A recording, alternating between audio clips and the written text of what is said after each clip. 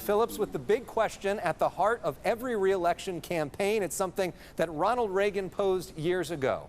Are we better off than we were 4 years ago? What say you?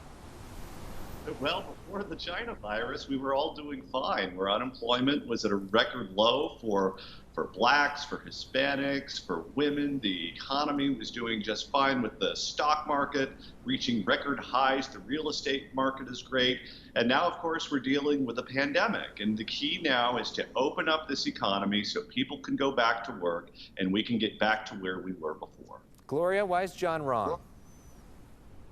Well, it reminds me of the line about what was said to Mrs. Lincoln after President Lincoln was assassinated. Except for the assassination of your husband, Mrs. Lincoln, how was your day? Come on, the last 4 years have been an absolute catastrophe, and you can't say except for the coronavirus. It's here. We are losing lives as a result of his loss of leadership, his abandonment of his responsibility as a leader, and President Trump is not going to be able to get away with avoiding responsibility for that. John?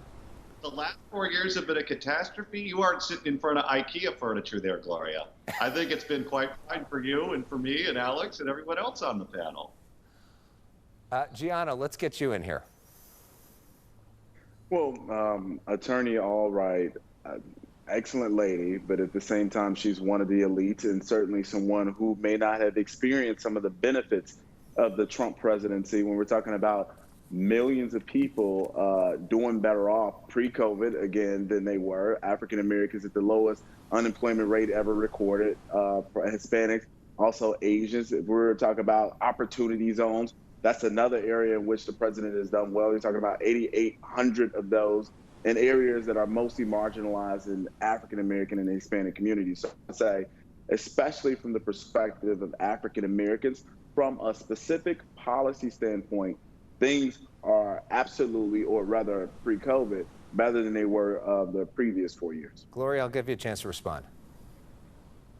Well, of course, you know, if you're dead, you can't work, and the rate of deaths of African Americans and other minorities from this COVID-19 virus is at least twice as high as it is for Caucasians. And come on, the president is responsible for this. He's got blood on his hands because of his abandonment of responsibility for getting us out of this crisis. Last word quickly to you, Brian. Well, two things are untrue about this discussion. One is that before COVID, we were doing better than ever. Economic performance under Trump was actually weaker than it was during the last 3 years of Barack Obama's presidency. 1.5 million fewer jobs created. And second, his COVID performance is even worse. We have 4% of the world's population, 25% of the COVID cases. Is that because COVID is somehow more contagious in the United States? No, it's because of this president's worst in the world leadership.